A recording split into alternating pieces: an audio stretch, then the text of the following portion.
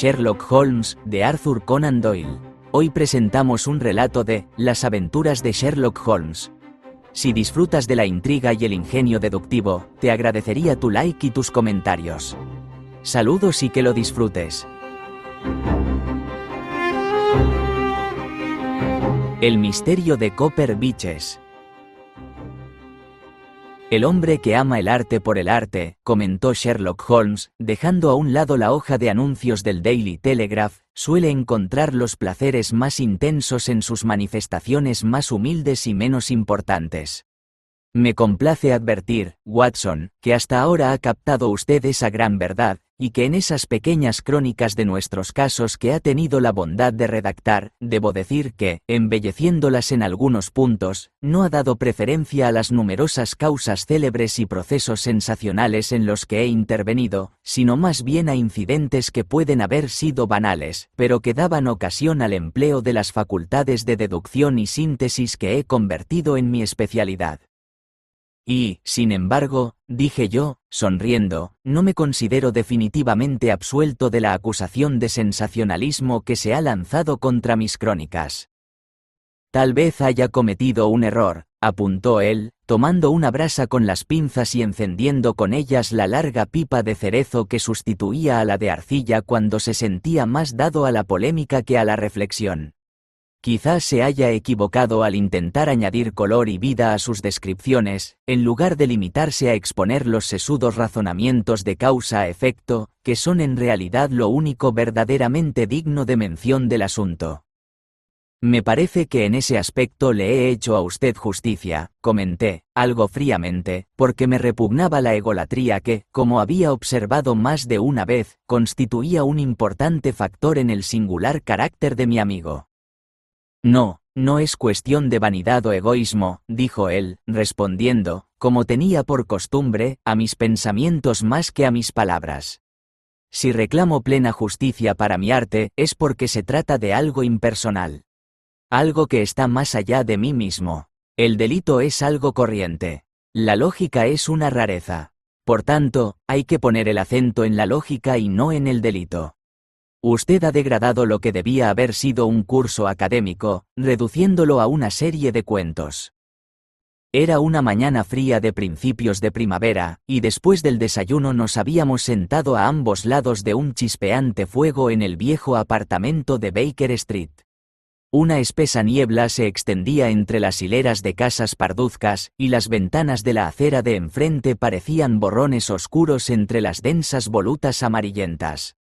Teníamos encendida la luz de gas, que caía sobre el mantel arrancando reflejos de la porcelana y el metal, pues aún no habían recogido la mesa. Sherlock Holmes se había pasado callado toda la mañana, zambulléndose continuamente en las columnas de anuncios de una larga serie de periódicos, hasta que por fin, renunciado aparentemente a su búsqueda, había emergido, no de muy buen humor, para darme una charla sobre mis defectos literarios. Por otra parte, comentó tras una pausa, durante la cual estuvo dándole chupadas a su larga pipa y contemplando el fuego, difícilmente se le puede acusar a usted de sensacionalismo, cuando entre los casos por los que ha tenido la bondad de interesarse hay una elevada proporción que no tratan de ningún delito, en el sentido legal de la palabra. El asuntillo en el que intenté ayudar al rey de Bohemia, la curiosa experiencia de la señorita Mary Sutherland, el problema del hombre del labio retorcido y el incidente de la boda del noble, fueron todos ellos casos que escapaban al alcance de la ley. Pero, al evitar lo sensacional, me temo que puede usted haber bordeado lo banal. Puede que el desenlace lo fuera, respondí, pero sostengo que los métodos fueron originales e interesantes. Bah. Querido amigo, ¿qué le importan al público, al gran público despistado, que sería incapaz de distinguir a un tejedor por sus dientes o a un cajista de imprenta por su pulgar izquierdo, los matices más delicados del análisis y la deducción? Aunque, la verdad, si es usted banal no es por culpa suya, porque ya pasaron los tiempos de los grandes casos. El hombre, o por lo menos el criminal, ha perdido toda la iniciativa y la originalidad. Y mi humilde consultorio parece estar degenerando en una agencia para recuperar lápices extraviados y ofrecer consejo a señoritas de internado. Creo que por fin hemos tocado fondo. Esta nota que he recibido esta mañana marca, a mi entender, mi punto cero. Léala, me tiró una carta arrugada. Estaba fechada en Montague Place la noche anterior y decía: querido señor Holmes, tengo mucho interés en consultarle acerca de si debería o no aceptar un empleo de institutriz que se me ha ofrecido. Si no tiene inconveniente, pasaré a visitarle mañana a las 10:30. Suya afectísima, Violet Hunter. ¿Conoce usted a esta joven? Pregunté. De nada. Pues ya son las 10:30. Sí, y sin duda es ella la que acaba de llamar a la puerta. Quizá resulte ser más interesante de lo que usted cree. Acuérdese del asunto del carbunclo azul, que al principio parecía una fruslería y se acabó convirtiendo en una investigación seria. Puede que ocurra lo mismo en este caso. Ojalá sea así, pero pronto saldremos de dudas, porque, o mucho me equivoco, o aquí la tenemos. Mientras él hablaba se abrió la puerta y una joven entró en la habitación. Iba vestida de un modo sencillo, pero con buen gusto. Tenía un rostro expresivo e inteligente, pecoso como un huevo de chorlito, y actuaba con los modales desenvueltos de una mujer que ha tenido que abrirse camino en la vida. Estoy segura de que me perdonará que le moleste, dijo mientras mi compañero se levantaba para saludarla. Pero me ha ocurrido una cosa muy extraña y, como no tengo padres ni familiares a los que pedir consejo, pensé que tal vez usted tuviera la amabilidad de indicarme qué debo hacer. Siéntese, por favor, señorita Hunter. Tendré mucho gusto en hacer lo que pueda para servirla. Me di cuenta de que a Holmes le habían impresionado favorablemente los modales y la manera de hablar de su nuevo cliente. La contempló del modo inquisitivo que era habitual en él y luego se sentó a escuchar su caso con los párpados caídos y las puntas de los dedos juntas. He trabajado 5 años como institutriz, dijo, en la familia del coronel Spence Munro, pero hace 2 meses el coronel fue destinado a Halifax, Nueva Escocia, y se llevó a sus hijos a América, de modo que me encontré sin empleo. Puse anuncios y respondí a otros anuncios, pero sin éxito. Por fin empezó a acabárseme el poco dinero que tenía ahorrado y me devanaba los sesos sin saber qué hacer. Existe en el West End una agencia para institutrices muy conocida, llamada Westways, por la que solía pasarme una vez a la semana para ver si había surgido algo que pudiera convenirme. Westway era el apellido del fundador de la empresa, pero quien la dirige en realidad es la señorita Stopper. Se sienta en un pequeño despacho, y las mujeres que buscan empleo aguardan en una antesala y van pasando una a una. Ella consulta sus ficheros y mira a ver si tiene algo que pueda interesarlas. Pues bien, cuando me pasé por allí la semana pasada me hicieron entrar en el despacho como de costumbre, pero vi que la señorita Stopper no estaba sola. Junto a ella se sentaba un hombre prodigiosamente gordo, de rostro muy sonriente y con una enorme papada que le caía en pliegues sobre el cuello. Llevaba un par de gafas sobre la nariz y miraba con mucho interés a las mujeres que iban entrando. Al llegar yo, dio un salto en su asiento y se volvió rápidamente hacia la señorita Stopper. «Esta servirá», dijo, «no podría pedirse nada mejor. Estupenda, estupenda». Parecía entusiasmado y se frotaba las manos de la manera más alegre. Se trataba de un hombre de aspecto tan satisfecho que daba gusto mirarlo. «¿Busca usted trabajo, señorita?», preguntó. «Sí, señor». «¿Como institutriz?». «Sí, señor». «¿Y qué salario pide usted?». «En mi último empleo, en casa del coronel Spence Munro, cobraba 4 libras al mes». «Bah, denigrante. Sencillamente denigrante», exclamó, elevando en el aire sus rollizas manos, como arrebatado por la indignación. «¿Cómo se le puede ofrecer una suma tan lamentable a una dama con semejantes atractivos y cualidades?» «Es posible, señor, que mis cualidades sean menos de lo que usted imagina», dije yo. «Un poco de francés, un poco de alemán, música y dibujo». «Bah, bah», exclamó, «eso está fuera de toda duda. Lo que interesa es si usted posee o no el porte y la distinción de una dama. En eso radica todo. Si no los posee, entonces no está capacitada para educar a un niño que algún día puede desempeñar un importante papel en la historia de la nación. Pero si las tiene, ¿cómo podría un caballero pedirle que condescendiera a aceptar nada por debajo de 3 cifras? Si trabaja usted para mí, señora, comenzará con un salario de 100 libras al año. Como podrá imaginar, señor Holmes, estando sin recursos como yo estaba, aquella oferta me pareció casi demasiado buena para ser verdad. Sin embargo, el caballero, advirtiendo tal vez mi expresión de incredulidad, abrió su cartera y sacó un billete. «Es también mi costumbre», dijo, sonriendo del modo más amable, hasta que sus ojos quedaron reducidos a 2 ranuras que brillaban entre los pliegues blancos de su cara, pagar medio salario por adelantado a mis jóvenes empleadas, para que puedan hacer frente a los pequeños gastos del viaje y el vestuario. Me pareció que nunca había conocido a un hombre tan fascinante y tan considerado. Como ya tenía algunas deudas con los proveedores, aquel adelanto me venía muy bien. Sin embargo, toda la transacción tenía un algo de innatural que me hizo desear saber algo más antes de comprometerme. «¿Puedo preguntar dónde vive usted, señor?», dije. «En Hampshire, un lugar encantador en el campo, llamado Copper Beeches, 5 millas más allá de Winchester. Es una región preciosa, querida señorita, y la vieja casa de campo es sencillamente maravillosa». «¿Y mis obligaciones, señor? Me gustaría saber en qué consistirían».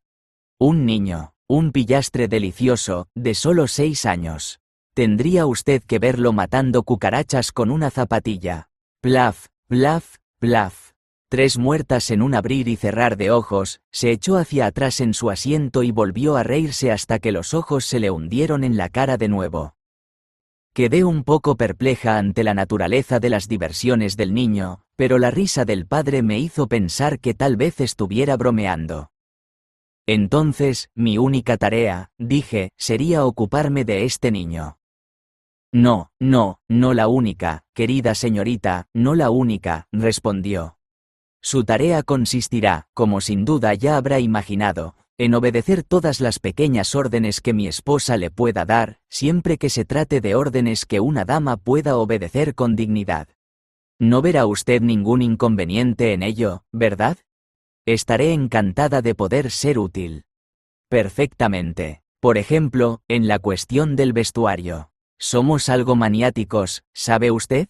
Maniáticos pero buena gente. Si le pidiéramos que se pusiera un vestido que nosotros le proporcionáramos, no se opondría usted a nuestro capricho, ¿verdad?» «No», dije yo, bastante sorprendida por sus palabras. «O que se sentara en un sitio, o en otro. Eso no le resultaría ofensivo, ¿verdad?» «Oh, no. O que se cortara el cabello muy corto antes de presentarse en nuestra casa». Yo no daba crédito a mis oídos. «Como puede usted observar, señor Holmes, mi pelo es algo exuberante y de un tono castaño bastante peculiar. Han llegado a describirlo como artístico. Ni en sueños pensaría en sacrificarlo de buenas a primeras». «Me temo que eso es del todo imposible», dije. Él me estaba observando atentamente con sus ojillos, y pude advertir que al oír mis palabras pasó una sombra por su rostro.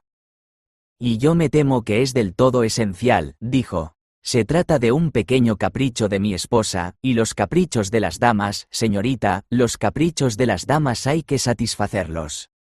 «¿No está dispuesta a cortarse el pelo?» «No, señor, la verdad es que no», respondí con firmeza. «Ah, muy bien, entonces, no hay más que hablar. Es una pena, porque en todos los demás aspectos habría servido de maravilla. Dadas las circunstancias, señorita Stopper, tendré que examinar a algunas más de sus señoritas». La directora de la agencia había permanecido durante toda la entrevista ocupada con sus papeles, sin dirigirnos la palabra a ninguno de los dos, pero en aquel momento me miró con tal expresión de disgusto que no pude evitar sospechar que mi negativa le había hecho perder una espléndida comisión. «¿Desea usted que sigamos manteniendo su nombre en nuestras listas?», preguntó. «Si no tiene inconveniente, señorita Stopper». «Pues, la verdad, me parece bastante inútil, viendo el modo en que rechaza usted las ofertas más ventajosas, dijo secamente. No esperará usted que nos esforcemos por encontrarle otra ganga como esta. Buenos días, señorita Hunter, hizo sonar un gong que tenía sobre la mesa, y el botones me acompañó a la salida. Pues bien, cuando regresé a mi alojamiento y encontré la despensa medio vacía y 2 o 3 facturas sobre la mesa, empecé a preguntarme si no habría cometido una estupidez. Al fin y al cabo, si aquella gente tenía manías extrañas y esperaba que se obedecieran sus caprichos más extravagantes, al menos estaban dispuestos a pagar por sus excentricidades. Hay muy pocas institutrices en Inglaterra que ganen 100 libras al año. Además, ¿de qué me serviría el pelo? A muchas mujeres les favorece llevarlo corto, y yo podía ser una de ellas. Al día siguiente ya tenía la impresión de haber cometido un error, y un día después estaba plenamente convencida. Estaba casi decidida a tragarme mi orgullo hasta el punto de regresar a la agencia y preguntar si la plaza estaba aún disponible, cuando recibí esta carta del caballero en cuestión. La he traído y se la voy a leer. De Copper Beeches, cerca de Winchester. Querida señorita Hunter, la señorita Stopper ha tenido la amabilidad de darme su dirección, y le escribo desde aquí para preguntarle si ha reconsiderado su posición. Mi esposa tiene mucho interés en que venga, pues le agradó mucho la descripción que yo le hice de usted. Estamos dispuestos a pagarle 30 libras al trimestre, o 120 al año, para compensarle por las pequeñas molestias que puedan ocasionarle nuestros caprichos. Al fin y al cabo, tampoco exigimos demasiado. A mi esposa le encanta un cierto tono de azul eléctrico, y le gustaría que usted llevase un vestido de ese color por las mañanas. Sin embargo, no tiene que incurrir en el gasto de adquirirlo, ya que tenemos uno perteneciente a mi querida hija Alice, actualmente en Filadelfia, que creo que le sentaría muy bien. En cuanto a lo de sentarse en un sitio o en otro, o practicar los entretenimientos que se le indiquen, no creo que ello pueda ocasionarle molestias. Y con respecto a su cabello, no cabe duda de que es una lástima, especialmente si se tiene en cuenta que no pude evitar fijarme en su belleza durante nuestra breve entrevista, pero me temo que debo mantenerme firme en este punto, y solamente confío en que el aumento de salario pueda compensarle de la pérdida. Sus obligaciones en lo referente al niño son muy llevaderas. Le ruego que haga lo posible por venir. Yo la esperaría con un coche en Winchester. Hágame saber en qué tren llega. Suyo afectísimo, Jeffro Rucastle. Esta es la carta que acabo de recibir, señor Holmes, y ya he tomado la decisión de aceptar. Sin embargo, me pareció que antes de dar el paso definitivo debía someter el asunto a su consideración. Bien, señorita Hunter, si su decisión está tomada, eso deja zanjado el asunto, dijo Holmes sonriente. ¿Usted no me aconsejaría rehusar? Confieso que no me gustaría que una hermana mía aceptara ese empleo. ¿Qué significa todo esto, señor Holmes? Ah, carezco de datos. No puedo decirle. ¿Se ha formado usted alguna opinión? Bueno, a mí me parece que solo existe una explicación posible. El señor Rucastle parecía ser un hombre muy amable y bondadoso. No es posible que su esposa esté loca, que él desee mantenerlo en secreto por miedo a que la internen en un asilo, y que le siga la corriente en todos sus caprichos para evitar una crisis. Es una posible explicación, de hecho, tal como están las cosas, es la más probable. Pero, en cualquier caso, no parece un sitio muy adecuado para una joven. Pero ¿y el dinero, señor Holmes? ¿Y el dinero? Sí, desde luego, la paga es buena. Demasiado buena. Eso es lo que me inquieta. ¿Por qué iban a darle 120 al año cuando tendrían institutrices para elegir por 40? Tiene que existir una razón muy poderosa. Pensé que si le explicaba las circunstancias, usted lo entendería si más adelante solicitara su ayuda. Me sentiría mucho más segura sabiendo que una persona como usted me cubre las espaldas. Oh, puede irse convencida de ello. Le aseguro que su pequeño problema promete ser el más interesante que se me ha presentado en varios meses. Algunos aspectos resultan verdaderamente originales. Si tuviera usted dudas o se viera en peligro.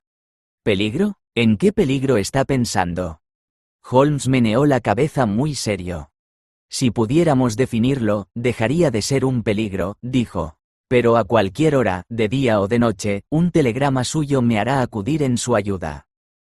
Con eso me basta. Se levantó muy animada de su asiento, habiéndose borrado la ansiedad de su rostro. Ahora puedo ir a Hampshire mucho más tranquila. Escribiré de inmediato al señor Rucastle, sacrificaré mi pobre cabellera esta noche y partiré hacia Winchester mañana. Con unas frases de agradecimiento para Holmes, nos deseó buenas noches y se marchó presurosa. Por lo menos, dije mientras oíamos sus pasos rápidos y firmes escaleras abajo, parece una jovencita perfectamente capaz de cuidar de sí misma. Y le va a hacer falta, dijo Holmes muy serio. O mucho me equivoco, o recibiremos noticias suyas antes de que pasen muchos días. No tardó en cumplirse la predicción de mi amigo. Transcurrieron 2 semanas, durante las cuales pensé más de una vez en ella, preguntándome en qué extraño callejón de la experiencia humana se había introducido aquella mujer solitaria. El insólito salario, las curiosas condiciones, lo liviano del trabajo, todo apuntaba hacia algo anormal, aunque estaba fuera de mis posibilidades determinar si se trataba de una manía inofensiva o de una conspiración, si el hombre era un filántropo o un criminal. En cuanto a Holmes, observé que muchas veces se quedaba sentado durante media hora o más, con el ceño fruncido y aire abstraído, pero cada vez que yo mencionaba el asunto, él lo descartaba con un gesto de la mano. Datos, datos, datos, exclamaba con impaciencia. No puedo hacer ladrillos sin arcilla, y, sin embargo, siempre acababa por murmurar que no le gustaría que una hermana suya hubiera aceptado semejante empleo. El telegrama que al fin recibimos llegó una noche, justo cuando yo me disponía a acostarme y Holmes se preparaba para uno de los experimentos nocturnos en los que frecuentemente se enfrascaba. En aquellas ocasiones, yo lo dejaba por la noche, inclinado sobre una retorta o un tubo de ensayo, y lo encontraba en la misma posición cuando bajaba a desayunar por la mañana. Abrió el sobre amarillo y, tras echar un vistazo al mensaje, me lo pasó. Mire el horario de trenes en la guía, dijo, volviéndose a enfrascar en sus experimentos químicos. La llamada era breve y urgente. Por favor, esté en el Hotel Black Swan de Winchester mañana a mediodía. No deje de venir. No sé qué hacer, Hunter. ¿Viene usted conmigo? Me gustaría. Pues mire el horario. Hay un tren a las 9:30, dije, consultando la guía. Llega a Winchester a las 11:30. Nos servirá perfectamente. Quizás sea mejor que aplace mi análisis de las acetonas, porque mañana puede que necesitemos estar en plena forma. A las 11 de la mañana del día siguiente nos acercábamos ya a la antigua capital inglesa. Holmes había permanecido todo el viaje sepultado en los periódicos de la mañana, pero en cuanto pasamos los límites de Hampshire los dejó a un lado y se puso a admirar el paisaje. Era un hermoso día de primavera, con un cielo azul claro, salpicado de nubecillas algodonosas que se desplazaban de oeste a este. Lucía un sol muy brillante, a pesar de lo cual el aire tenía un frescor estimulante, que aguzaba la energía humana. Por toda la campiña, hasta las ondulantes colinas de la zona de Aldershot, los tejadillos rojos y grises de las granjas asomaban entre el verde claro del follaje primaveral. ¡Qué hermoso y lozano se ve todo!, exclamé con el entusiasmo de quien acaba de escapar de las nieblas de Baker Street. Pero Holmes meneó la cabeza con gran seriedad. Ya sabe usted, Watson, dijo, que una de las maldiciones de una mente como la mía es que tengo que mirarlo todo desde el punto de vista de mi especialidad. Usted mira esas casas dispersas y se siente impresionado por su belleza. Yo las miro, y el único pensamiento que me viene a la cabeza es lo aisladas que están, y la impunidad con que puede cometerse un crimen en ellas. ¡Cielo santo!, exclamé, ¿quién sería capaz de asociar la idea de un crimen con estas preciosas casitas? Siempre me han producido un cierto horror. Tengo la convicción, Watson, basada en mi experiencia, de que las callejuelas más sórdidas y miserables de Londres no cuentan con un historial delictivo tan terrible como el de la sonriente y hermosa campiña inglesa. Me horroriza usted. Pero la razón salta a la vista. En la ciudad, la presión de la opinión pública puede lograr lo que la ley es incapaz de conseguir. No hay callejuela tan miserable como para que los gritos de un niño maltratado o los golpes de un marido borracho no despierten la simpatía y la indignación del vecindario, y además, toda la maquinaria de la justicia está siempre tan a mano que basta una palabra de queja para ponerla en marcha, y no hay más que un paso entre el delito y el banquillo. Pero fíjese en esas casas solitarias, cada una en sus propios campos, en su mayor parte llenas de gente pobre e ignorante que sabe muy poco de la ley. Piense en los actos de crueldad infernal, en las maldades ocultas que pueden cometerse en estos lugares, año tras año, sin que nadie se entere. Si esta dama que ha solicitado nuestra ayuda se hubiera ido a vivir a Winchester, no temería por ella. Son las 5 millas de campo las que crean el peligro. Aún así, resulta claro que no se encuentra amenazada personalmente. No, si puede venir a Winchester a recibirnos, también podría escapar. Exacto, se mueve con libertad. Pero entonces, ¿qué es lo que sucede? ¿No se le ocurre ninguna explicación? Se me han ocurrido 7 explicaciones diferentes, cada una de las cuales tiene en cuenta los pocos datos que conocemos. Pero ¿cuál es la acertada? Eso solo puede determinarlo la nueva información que sin duda nos aguarda. Bueno, ahí se ve la torre de la catedral, y pronto nos enteraremos de lo que la señorita Hunter tiene que contarnos. El Black Swan era una posada de cierta fama situada en High Street, a muy poca distancia de la estación, y allí estaba la joven aguardándonos. Había reservado una habitación y nuestro almuerzo nos esperaba en la mesa. «¿Cómo me alegro de que hayan venido?», dijo fervientemente. «Los dos han sido muy amables. Les digo de verdad que no sé qué hacer. Sus consejos tienen un valor inmenso para mí. Por favor, explíquenos lo que le ha ocurrido». «Eso haré, y más vale que me dé prisa, porque he prometido al señor Rucastle estar de vuelta antes de las 3. Me dio permiso para venir a la ciudad esta mañana, aunque poco se imagina a qué he venido». «Oigámoslo todo por riguroso orden», dijo Holmes, estirando hacia el fuego sus largas y delgadas piernas y disponiéndose a escuchar.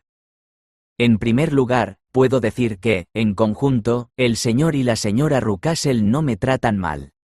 Es de justicia decirlo, pero no los entiendo y no me siento tranquila con ellos». «¿Qué es lo que no entiende?» «Los motivos de su conducta. Pero se lo voy a contar tal como ocurrió. Cuando llegué, el señor Rucastle me recibió aquí y me llevó en su coche a Copper Beeches. Tal como él había dicho, está en un sitio precioso, pero la casa en sí no es bonita. Es un bloque cuadrado y grande, encalado pero todo manchado por la humedad y la intemperie. A su alrededor hay bosques por 3 lados, y por el otro hay un campo en cuesta, que baja hasta la carretera de Southampton, la cual hace una curva a unas 100 yardas de la puerta principal. Este terreno de delante pertenece a la casa, pero los bosques de alrededor forman parte de las propiedades de Lord Southerton. Un conjunto de hayas cobrizas plantadas frente a la puerta delantera da nombre a la casa. El propio señor Rucastle, tan amable como de costumbre, conducía el carricoche, y aquella tarde me presentó a su mujer y al niño. La conjetura que nos pareció tan probable allá en su casa de Baker Street resultó falsa, señor Holmes. La señora Rucastle no está loca. Es una mujer callada y pálida, mucho más joven que su marido. No llegará a los 30 años, cuando el marido no puede tener menos de 45. He deducido de sus conversaciones que llevan casados unos 7 años, que él era viudo cuando se casó con ella, y que la única descendencia que tuvo con su primera esposa fue esa hija que ahora está en Filadelfia. El señor Rucastle me dijo confidencialmente que se marchó porque no soportaba a su madrastra. Dado que la hija tendría por lo menos 20 años, me imagino perfectamente que se sintiera incómoda con la joven esposa de su padre. La señora Rucastle me pareció tan anodina de mente como de cara. No me cayó ni bien ni mal. Es como si no existiera. Se nota a primera vista que siente devoción por su marido y su hijito. Sus ojos grises pasaban continuamente del uno al otro, pendiente de sus más mínimos deseos y anticipándose a ellos si podía. Él la trataba con cariño, a su manera vocinglera y exuberante, y en conjunto parecían una pareja feliz. Y, sin embargo, esta mujer tiene una pena secreta. A menudo se queda sumida en profundos pensamientos, con una expresión tristísima en el rostro. Más de una vez la he sorprendido llorando. A veces he pensado que era el carácter de su hijo lo que la preocupaba, pues jamás en mi vida he conocido criatura más malcriada y con peores instintos. Es pequeño para su edad, con una cabeza desproporcionadamente grande. Toda su vida parece transcurrir en una alternancia de rabietas salvajes e intervalos de negra melancolía. Su único concepto de la diversión parece consistir en hacer sufrir a cualquier criatura más débil que él, y despliega un considerable talento para el acecho y captura de ratones, pajarillos e insectos. Pero prefiero no hablar del niño, señor Holmes, que en realidad tiene muy poco que ver con mi historia. Me gusta oír todos los detalles, comentó mi amigo, tanto si le parecen relevantes como si no. Procuraré no omitir nada de importancia. Lo único desagradable de la casa, que me llamó la atención nada más llegar, es el aspecto y conducta de los sirvientes. Hay solo dos, marido y mujer. Toller, que así se llama, es un hombre tosco y grosero, con pelo y patillas grises, y que huele constantemente a licor.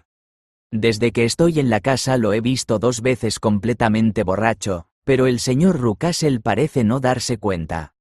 Su esposa es una mujer muy alta y fuerte, con cara avinagrada, tan callada como la señora Rucastle, pero mucho menos tratable. Son una pareja muy desagradable, pero afortunadamente me paso la mayor parte del tiempo en el cuarto del niño y en el mío, que están uno junto a otro en una esquina del edificio. Los 2 primeros días después de mi llegada a Copper Beeches, mi vida transcurrió muy tranquila. Al tercer día, la señora Rucastle bajó inmediatamente después del desayuno y le susurró algo al oído a su marido. «Oh, sí», dijo él, volviéndose hacia mí. «Le estamos muy agradecidos, señorita Hunter, por acceder a nuestros caprichos hasta el punto de cortarse el pelo. Veamos ahora cómo le sienta el vestido azul eléctrico. Lo encontrará extendido sobre la cama de su habitación, y si tiene la bondad de ponérselo se lo agradeceremos muchísimo». El vestido que encontré esperándome tenía una tonalidad azul bastante curiosa. El material era excelente, una especie de lana cruda, pero presentaba señales inequívocas de haber sido usado. No me habría sentado mejor ni aunque me lo hubieran hecho a la medida.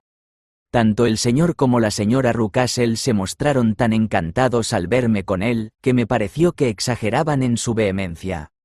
Estaban aguardándome en la sala de estar, que es una habitación muy grande, que ocupa la parte delantera de la casa, con 3 ventanales hasta el suelo. Cerca del ventanal del centro habían instalado una silla, con el respaldo hacia afuera. Me pidieron que me sentara en ella y, a continuación, el señor Rucastle empezó a pasear de un extremo a otro de la habitación contándome algunos de los chistes más graciosos que he oído en mi vida. No se puede imaginar lo cómico que estuvo, me reí hasta quedar agotada. Sin embargo, la señora Rucastle, que evidentemente no tiene sentido del humor, ni siquiera llegó a sonreír. Se quedó sentada con las manos en el regazo y una expresión de tristeza y ansiedad en el rostro. Al cabo de 1 hora, poco más o menos, el señor Rucastle comentó de pronto que ya era hora de iniciar las tareas cotidianas y que debía cambiarme de vestido y acudir al cuarto del pequeño Edward. 2 días después se repitió la misma representación, en circunstancias exactamente iguales. Una vez más me cambié de vestido, volví a sentarme en la silla y volví a partirme de risa con los graciosísimos chistes de mi patrón, que parece poseer un repertorio inmenso y los cuenta de un modo inimitable. A continuación, me entregó una novela de tapas amarillas y, tras correr un poco mi silla hacia un lado, de manera que mi sombra no cayera sobre las páginas, me pidió que le leyera en voz alta. Leí durante unos 10 minutos, comenzando en medio de un capítulo, y de pronto, a mitad de una frase, me ordenó que lo dejara y que me cambiara de vestido. ¿Puede usted imaginarse, señor Holmes, la curiosidad que yo sentía acerca del significado de estas extravagantes representaciones? Me di cuenta de que siempre ponían mucho cuidado en que yo estuviera de espaldas a la ventana, y empecé a consumirme de ganas de ver lo que ocurría a mis espaldas. Al principio me pareció imposible, pero pronto se me ocurrió una manera de conseguirlo. Se me había roto el espejito de bolsillo y eso me dio la idea de esconder un pedacito de espejo en el pañuelo. A la siguiente ocasión, en medio de una carcajada, me llevé el pañuelo a los ojos y con un poco de maña me las arreglé para ver lo que había detrás de mí. Confieso que me sentí decepcionada. No había nada. Al menos, esa fue mi primera impresión.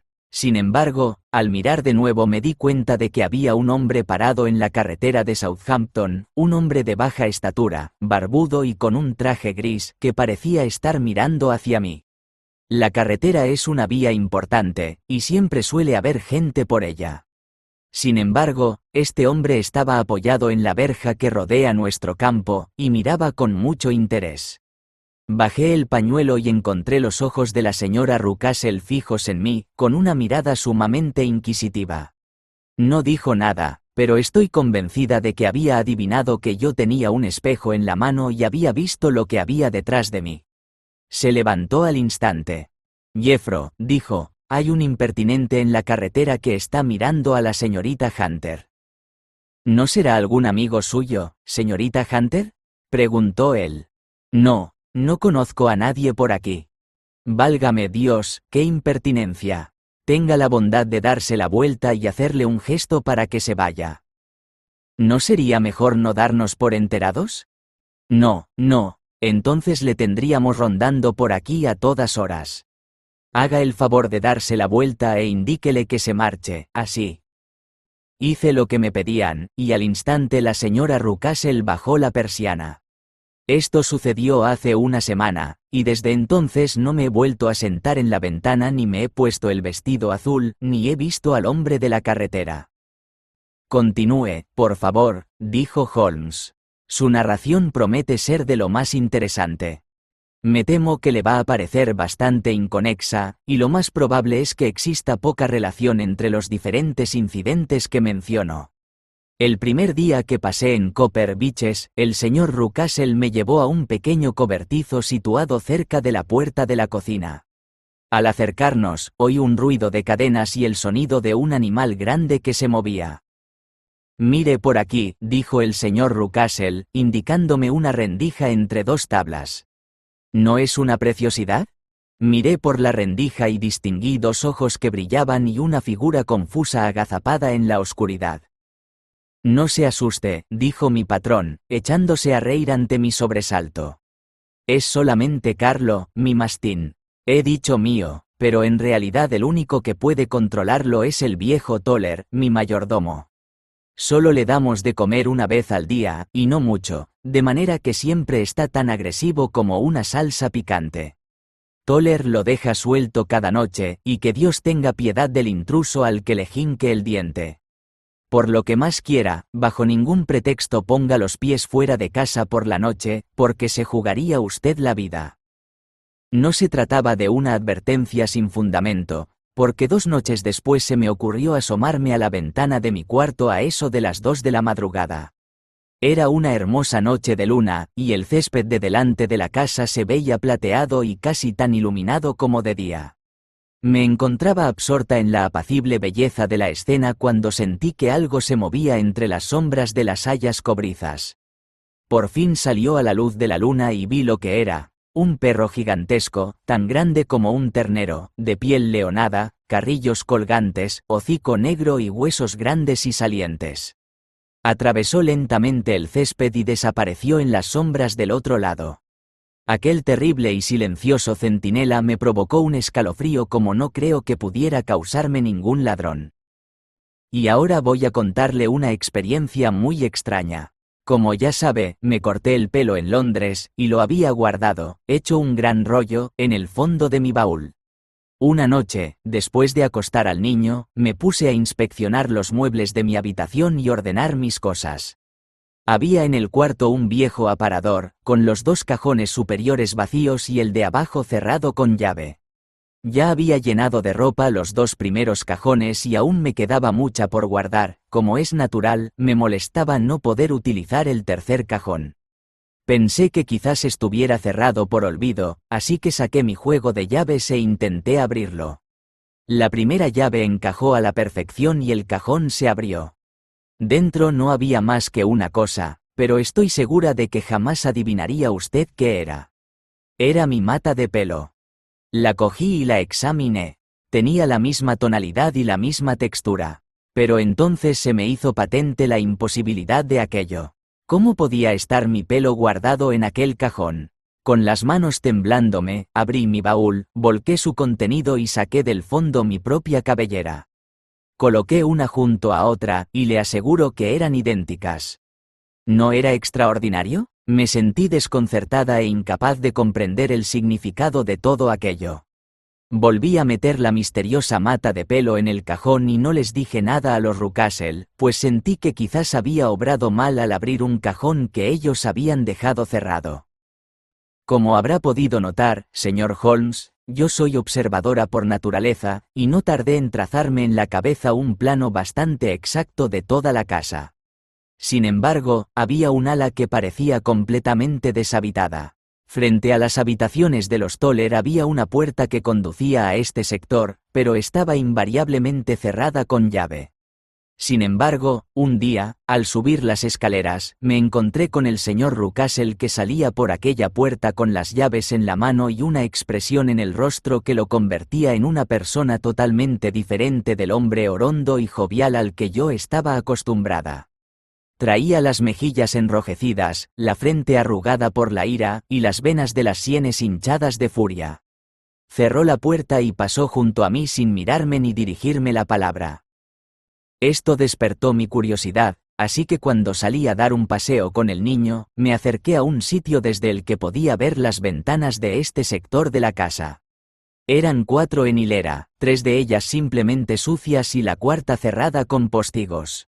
Evidentemente, allí no vivía nadie. Mientras paseaba de un lado a otro, dirigiendo miradas ocasionales a las ventanas, el señor Rucastle vino hacia mí, tan alegre y jovial como de costumbre. «Ah», dijo, «no me considere un maleducado por haber pasado junto a usted sin saludarla, querida señorita. Estaba preocupado por asuntos de negocios».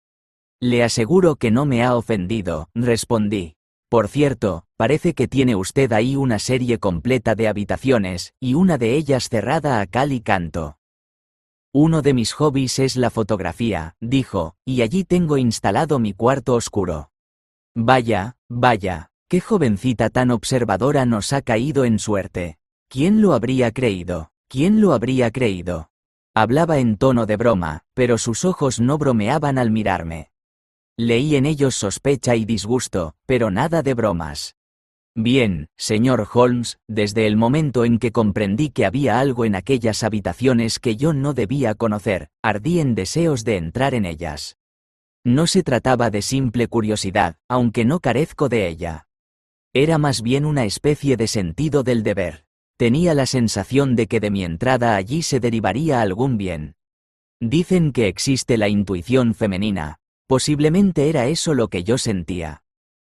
En cualquier caso, la sensación era real, y yo estaba atenta a la menor oportunidad de traspasar la puerta prohibida. La oportunidad no llegó hasta ayer. Puedo decirle que, además del señor Rucastle, tanto Toller como su mujer tienen algo que hacer en esas habitaciones deshabitadas, y una vez vi a Toller entrando por la puerta con una gran bolsa de lona negra. Últimamente, Toller está bebiendo mucho, y ayer por la tarde estaba borracho perdido, y cuando subí las escaleras, encontré la llave en la puerta. Sin duda, debió olvidarla allí. El señor y la señora Rucastle se encontraban en la planta baja, y el niño estaba con ellos, así que disponía de una oportunidad magnífica. Hice girar con cuidado la llave en la cerradura, abrí la puerta y me deslicé a través de ella. Frente a mí se extendía un pequeño pasillo, sin empapelado y sin alfombra, que doblaba en ángulo recto al otro extremo. A la vuelta de esta esquina había 3 puertas seguidas, La primera y la tercera estaban abiertas, y las dos daban a sendas habitaciones vacías, polvorientas y desangeladas, una con 2 ventanas y la otra solo con una, tan cubiertas de suciedad que la luz crepuscular apenas conseguía abrirse paso a través de ellas. La puerta del centro estaba cerrada, y atrancada por fuera con uno de los barrotes de una cama de hierro, uno de cuyos extremos estaba sujeto con un candado a una argolla en la pared, y el otro atado con una cuerda. También la cerradura estaba cerrada, y la llave no estaba allí. Indudablemente, esta puerta atrancada correspondía a la ventana cerrada que yo había visto desde fuera, y, sin embargo, por el resplandor que se filtraba por debajo, se notaba que la habitación no estaba a oscuras. Evidentemente, había una claraboya que dejaba entrar la luz por arriba. Mientras estaba en el pasillo mirando aquella puerta siniestra y preguntándome qué secreto ocultaba, oí de pronto ruido de pasos dentro de la habitación y vi una sombra que cruzaba de un lado a otro en la pequeña rendija de luz que brillaba bajo la puerta. Al ver aquello, se apoderó de mí un terror loco e irrazonable, señor Holmes. Mis nervios, que ya estaban de punta, me fallaron de repente, di media vuelta y salí corriendo. Corrí como si detrás de mí hubiera una mano espantosa tratando de agarrar la falda de mi vestido. Atravesé el pasillo, crucé la puerta y fui a parar directamente en los brazos del señor Rucastle, que esperaba fuera. Vaya, dijo sonriendo, así que era usted. Me lo imaginé al ver la puerta abierta. Estoy asustadísima, gemí. Querida señorita, no se imagina usted con qué dulzura y amabilidad lo decía. ¿Qué es lo que la ha asustado, querida señorita? Pero su voz era demasiado zalamera, se estaba excediendo. Al instante me puse en guardia contra él. Fui tan tonta que me metí en el ala vacía, respondí. Pero está todo tan solitario y tan siniestro con esta luz mortecina que me asusté y me lancé a correr. Hay allí un silencio tan terrible. ¿Solo ha sido eso?, preguntó, mirándome con insistencia. ¿Pues qué se había creído?, pregunté a mi vez. ¿Por qué cree usted que tengo cerrada esta puerta? Le aseguro que no lo sé. Pues para que no entren los que no tienen nada que hacer ahí. ¿Entiende?, seguía sonriendo de la manera más amistosa. Le aseguro que de haberlo sabido. Bien, pues ya lo sabe. ¿Y si vuelve a poner el pie en este umbral? En un instante, la sonrisa se endureció hasta convertirse en una mueca de rabia y me miró con cara de demonio. La echaré al mastín. Estaba tan aterrada que no sé ni lo que hice. Supongo que salí corriendo hasta mi habitación. Lo siguiente que recuerdo es que estaba tirada en mi cama, temblando de pies a cabeza. Entonces me acordé de usted, señor Holmes. No podía seguir viviendo allí sin que alguien me aconsejara. Me daba miedo la casa, el dueño, la mujer, los criados, hasta el niño. Todos me parecían horribles. Si pudiera usted venir aquí, todo iría bien. Naturalmente, podría haber huido de la casa, pero mi curiosidad era casi tan fuerte como mi miedo. No tardé en tomar una decisión, enviarle a usted un telegrama. Me puse el sombrero y la capa, me acerqué a la oficina de telégrafos, que está como a media milla de la casa, y al regresar ya me sentía mucho mejor.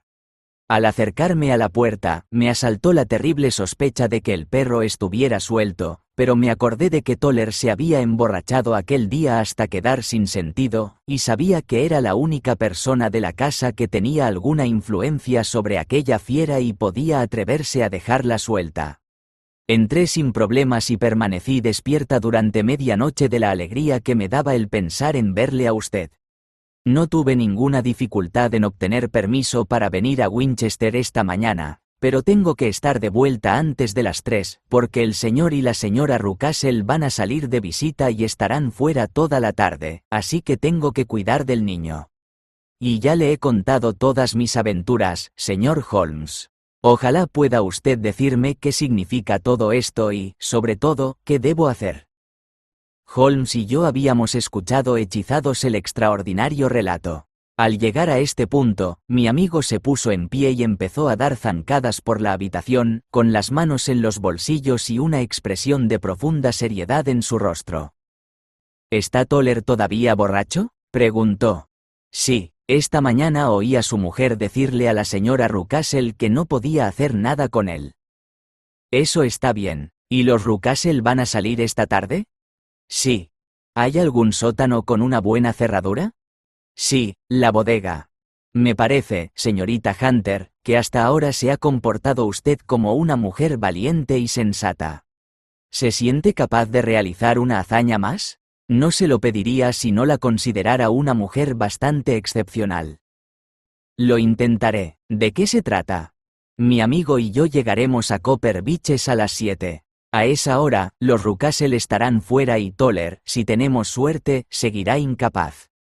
Solo queda la señora Toller, que podría dar la alarma. Si usted pudiera enviarla a la bodega con cualquier pretexto y luego cerrarla con llave, nos facilitaría inmensamente las cosas.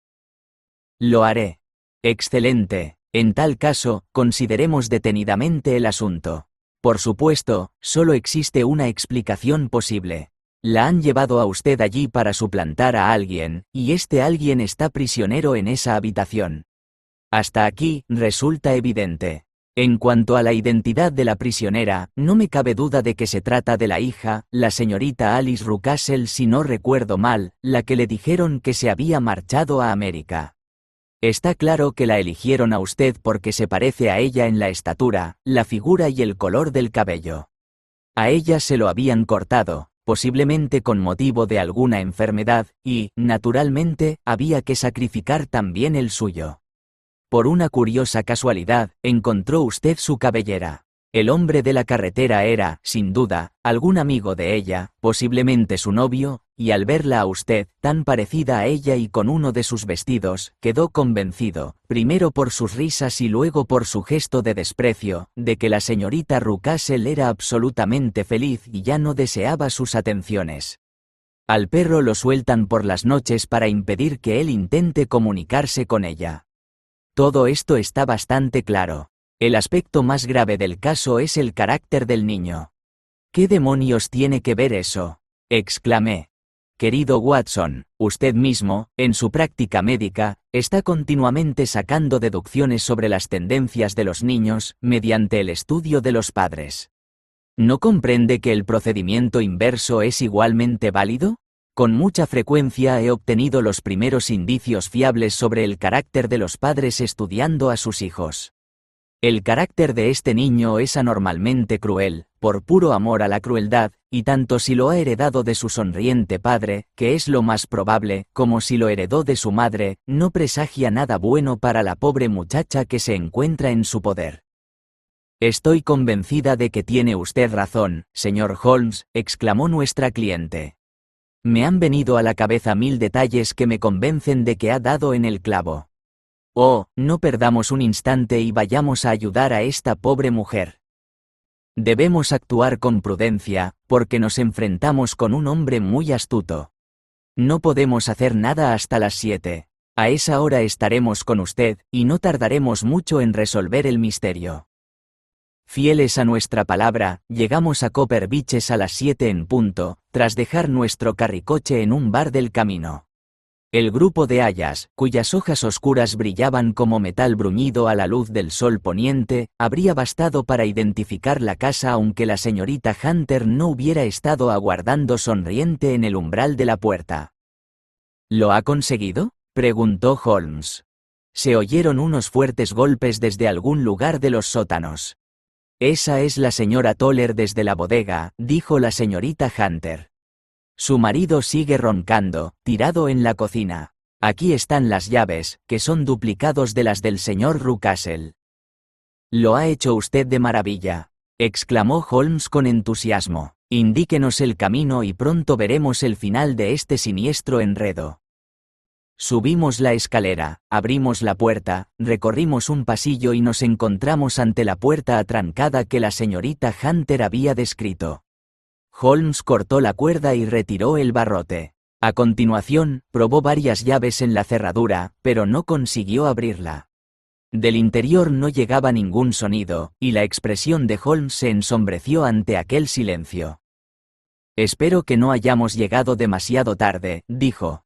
Creo, señorita Hunter, que será mejor que no entre con nosotros. Ahora, Watson, arrime el hombro y veamos si podemos abrirnos paso. Era una puerta vieja y destartalada que cedió a nuestro primer intento. Nos precipitamos juntos en la habitación y la encontramos desierta. No había más muebles que un camastro, una mesita y un cesto de ropa blanca. La claraboya del techo estaba abierta, y la prisionera había desaparecido. «Aquí se ha cometido alguna infamia», dijo Holmes. «Nuestro amigo adivinó las intenciones de la señorita Hunter y se ha llevado a su víctima a otra parte». «¿Pero cómo?» «Por la claraboya. Ahora veremos cómo se las arregló, se hizo hasta el tejado». «Ah, sí», exclamó, «aquí veo el extremo de una escalera de mano apoyada en el alero. Así es como lo hizo». «Pero eso es imposible», dijo la señorita Hunter. «La escalera no estaba ahí cuando se marcharon los Rucastle. Él volvió y se la llevó. Ya le digo que es un tipo astuto y peligroso. No me sorprendería mucho que esos pasos que se oyen por la escalera sean suyos. Creo, Watson, que más vale que tenga preparada su pistola». Apenas había acabado de pronunciar estas palabras cuando apareció un hombre en la puerta de la habitación, un hombre muy gordo y corpulento con un grueso bastón en la mano. Al verlo, la señorita Hunter soltó un grito y se encogió contra la pared, pero Sherlock Holmes dio un salto adelante y le hizo frente. «¿Dónde está su hija, canalla?», dijo.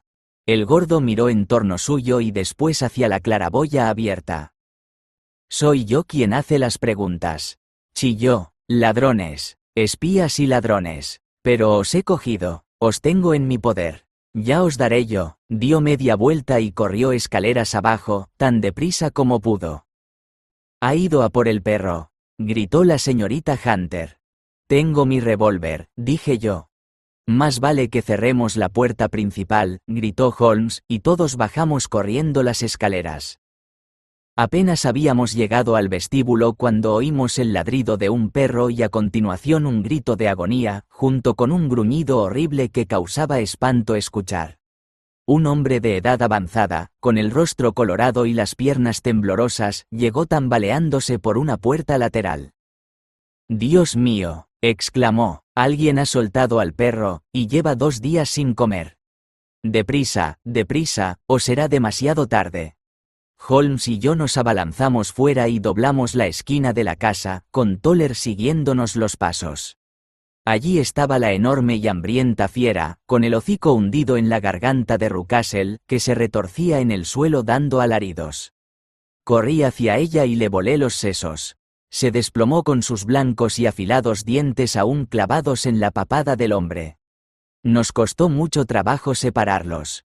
Llevamos a Rucastle, vivo, pero horriblemente mutilado, a la casa, y lo tendimos sobre el sofá del cuarto de estar.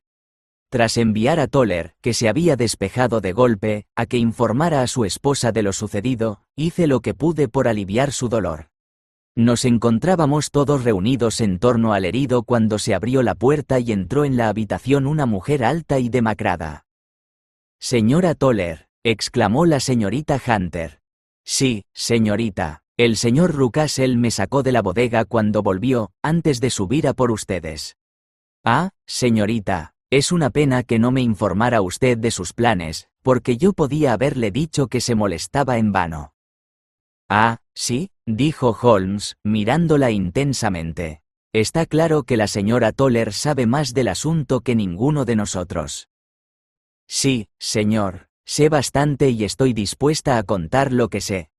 «Entonces, haga el favor de sentarse y oigámoslo, porque hay varios detalles en los que debo confesar que aún estoy a oscuras». «Pronto se lo aclararé todo», dijo ella. «Y lo habría hecho antes si hubiera podido salir de la bodega. Si esto pasa a manos de la policía y los jueces, recuerden ustedes que yo fui la única que les ayudó, y que también era amiga de la señorita Alice. Nunca fue feliz en casa, la pobre señorita Alice, desde que su padre se volvió a casar. Se la menospreciaba y no se la tenía en cuenta para nada. Pero cuando las cosas se le pusieron verdaderamente mal fue después de conocer al señor Fowler en casa de unos amigos.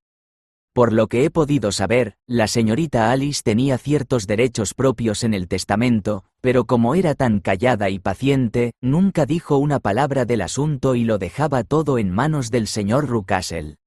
Él sabía que no tenía nada que temer de ella. Pero en cuanto surgió la posibilidad de que se presentara un marido a reclamar lo que le correspondía por ley, el padre pensó que había llegado el momento de poner fin a la situación. Intentó que ella le firmara un documento autorizándole a disponer de su dinero, tanto si ella se casaba como si no. Cuando ella se negó, él siguió acosándola hasta que la pobre chica enfermó de fiebre cerebral y pasó 6 semanas entre la vida y la muerte. Por fin se recuperó, aunque quedó reducida a una sombra de lo que era y con su precioso cabello cortado. Pero aquello no supuso ningún cambio para su joven galán, que se mantuvo tan fiel como pueda serlo un hombre. Ah, dijo Holmes, creo que lo que ha tenido usted la amabilidad de contarnos aclara bastante el asunto, y que puedo deducir lo que falta. Supongo que entonces el señor Rucastle recurrió al encierro. Sí, señor. Y se trajo de Londres a la señorita Hunter para librarse de la desagradable insistencia del señor Fowler. Así es, señor. Pero el señor Fowler, perseverante como todo buen marino, puso sitio a la casa, habló con usted y, mediante ciertos argumentos, monetarios o de otro tipo, consiguió convencerla de que sus intereses coincidían con los de usted. El señor Fowler es un caballero muy galante y generoso, dijo la señora Toller tranquilamente. Y de este modo, se las arregló para que a su marido no le faltara bebida y para que hubiera una escalera preparada en el momento en que sus señores se ausentaran. Ha acertado, ocurrió tal y como usted lo dice. Desde luego, le debemos disculpas, señora Toller, dijo Holmes. Nos ha aclarado sin lugar a dudas todo lo que nos tenía desconcertados. Aquí llegan el médico y la señora Rucastle. Creo, Watson, que lo mejor será que acompañemos a la señorita Hunter de regreso a Winchester, ya que me parece que nuestro lugar en estos momentos es bastante discutible. Y así quedó resuelto el misterio de la siniestra casa con las sayas cobrizas frente a la puerta. El señor Rucastle sobrevivió, pero quedó destrozado para siempre, y solo se mantiene vivo gracias a los cuidados de su devota esposa. Siguen viviendo con sus viejos criados, que probablemente saben tanto sobre el pasado de Rucastle que a éste le resulta difícil despedirlos. El señor Fowler y la señorita Rucastle se casaron en Southampton con una licencia especial al día siguiente de su fuga, y en la actualidad él ocupa un cargo oficial en la isla Mauricio. En cuanto a la señorita Violet Hunter, mi amigo Holmes, con gran desilusión por mi parte, no manifestó más interés por ella en cuanto la joven dejó de constituir el centro de uno de sus problemas. En la actualidad dirige una escuela privada en Walsall, donde creo que ha obtenido un considerable éxito. Espero que este relato te haya gustado. Si es así, te agradecería que le dieras un like. De esta forma ayudas al canal y me animas a seguir publicando. Saludos, amigo.